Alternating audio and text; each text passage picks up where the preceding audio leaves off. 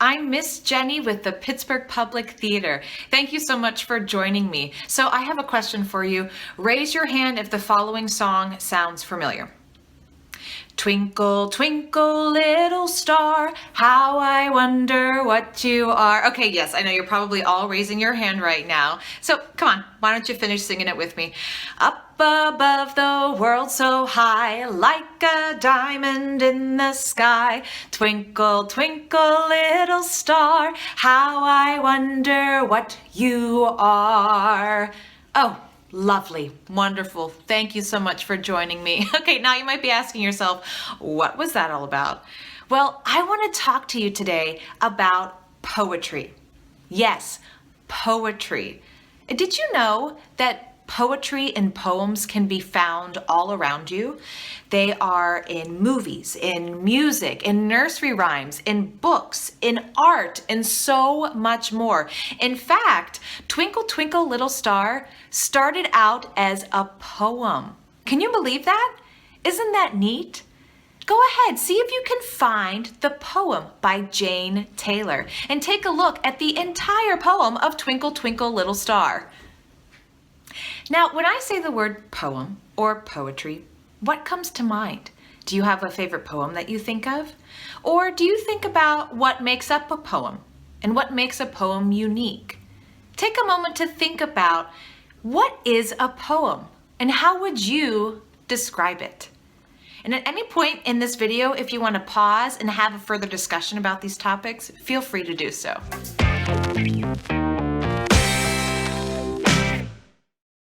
You may have said something along the lines of it has to rhyme, or there's got to be a unique rhythm to it, or it has to be about a certain topic like love or nature or friendship, or maybe even you mentioned that it uses literary devices like personification, if you've learned what that is yet, or imagery. All of those answers are correct, and of course, so much more. So in keeping with the theme of celebrating William Shakespeare, today we're going to talk about a unique form of poetry that William Shakespeare became famous for writing a lot of, and that is the sonnet. Yes, the sonnet. Now you might be asking, okay, so what is a sonnet? And that's a great question. If you look at the word itself, sonnet actually means little song. Isn't that neat? A little poem and a little song. We often think about those things being very similar. Now for Shakespeare, or a Shakespearean sonnet, there are a couple other things to keep in mind. His sonnet always has 14 lines, a unique rhyming pattern, and one particular topic or theme. Or to put it more simply, Shakespearean sonnets are about rhyme, rhythm, love. Okay. Not quite sure where they just came from, but thank you. Thank you. Got it from here. Thank you. But I mean, they're not wrong. Shakespeare's sonnets are indeed about rhyming, rhythm, and the topic of love. You know what?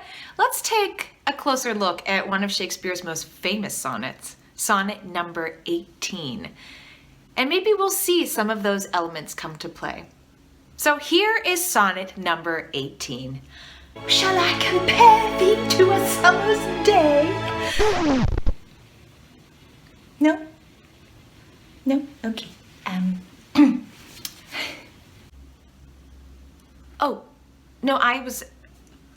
I was actually gonna, that was great, thank you though. I got it, thank you.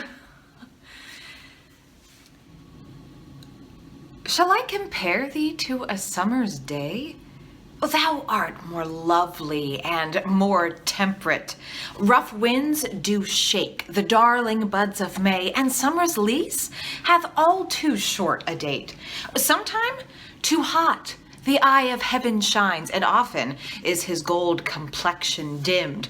And every fair, from fair some time declined by chance or nature's changing course untrimmed. But thy eternal summer shall not fade, nor lose possession of that fair thou owest, nor shall death brag thou wanderest in his shade, when in eternal lines to time thou growest. So long as men can breathe and eyes can see, so long lives this, and this gives life to thee.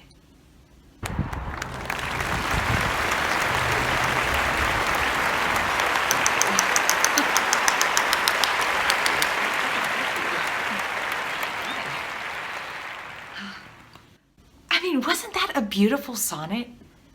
Wow, such a beautiful piece of poetry. So here's my question to you. What did you think of when you heard that for the first time?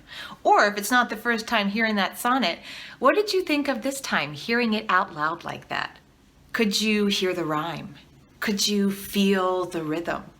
Could you see the imagery before you? Could you feel the love?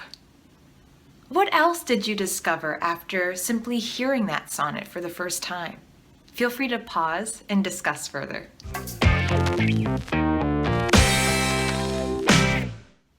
Why don't we take a closer look at... Oh, oh, you are still here. Rhyming. Love that song, by the way. Nailed it. But yeah, I mean, let's take a closer look at rhyming. That's a great idea. So Shakespeare uses what's called an end rhyme in his sonnets, meaning that the last word of the lines share similar sounds with each other. So take a look at sonnet number 18, and can you find all of the words that rhyme? And can you see if there is a pattern that those rhyming words follow? In particular, Shakespeare's rhyming pattern is often annotated by using letters of the alphabet. And the same letter used shows that those two lines are the ones that actually rhyme together. So you'll often see with Shakespeare's sonnets that the rhyme is listed as such: A, B, A, B, C, D, C, D, E, F, E, F, G, G. And isn't that neat? It's almost like that kind of rhyming pattern really adds to the song quality of the sonnet. Okay, now let's take a closer look at, yep, should have seen that one coming. Rhythm. Well, I mean, you got it. Yeah, Shakespeare writes in a very specific rhythm called iambic pentameter. But that's just a fancy way to say that the syllables or beats of the words follow an unstressed, stressed pattern. So look around you. Do you have anything that you could make a beat with? Like a pencil or a notebook? So go ahead, pause the video and grab that now.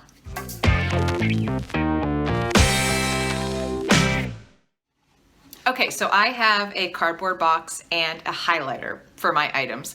So again, iambic pentameter is a fancy way to say that the syllables follow an unstressed, stressed pattern. Da, da, da, da, da, da, da, da, da, da. Can you try that with me? Okay, here we go. Da, da, da, da, da, da, da, da, da, da. Awesome. That's fantastic. Now, I could also show you by going like this. Ba, ba, ba, ba, ba, ba, ba, ba, ba, ba. So what does that beat, what does that rhythm remind you of? You may have said a heartbeat or galloping hooves of a horse, right? Or maybe marching, or a clock, the passing of time, or maybe you mentioned something else. And yes, all of those answers are correct. So now that you kind of get a feeling for what that rhythm reminds you of, why do you think William Shakespeare used that particular rhythm to write his poetry? Okay, so let's take a look at that first line of sonnet number 18 and see if we can hear the rhythm. I'll go first. Shall I compare thee to a summer's day? Go ahead, try it with me. Shall I compare thee to a summer's day? Awesome! And I bet you notice it's in that second line as well. Thou art more lovely and more temperate. Good. Go ahead and try that on your own and see if you can find the rhythm, the iambic pentameter in the rest of the lines of sonnet number 18. I bet you can do it.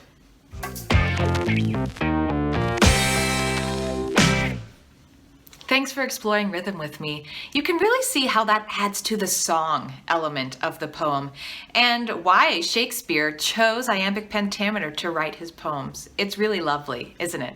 And lastly, let's talk about, there she is. Love. Yes, let's talk about the theme of the sonnet or the topic of the sonnet, what the sonnet is about. And Shakespeare often wrote about love. So do you see how that theme or topic is represented in this sonnet? Do you notice any other themes that are represented in the sonnet as well?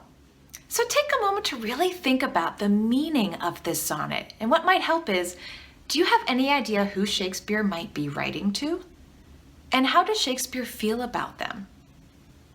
And how does that maybe change the meaning of this sonnet? There are so many other questions that we can ask ourselves about this sonnet. What other ones are you able to come up with?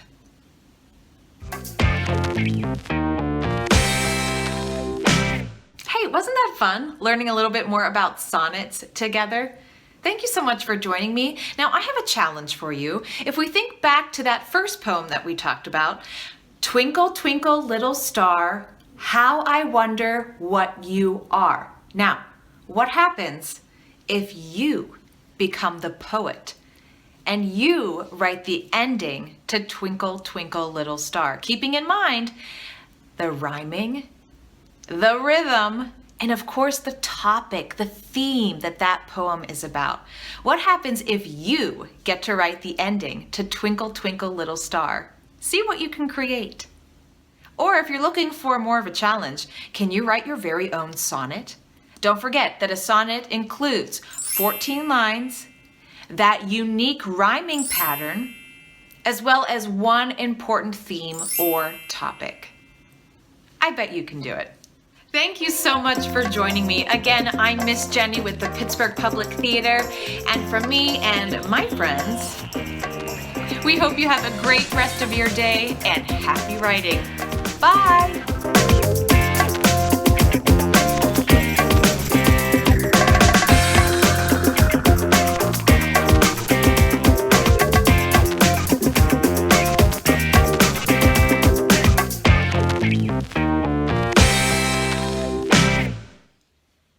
Bye-bye. Bye-bye. Oh, bye-bye.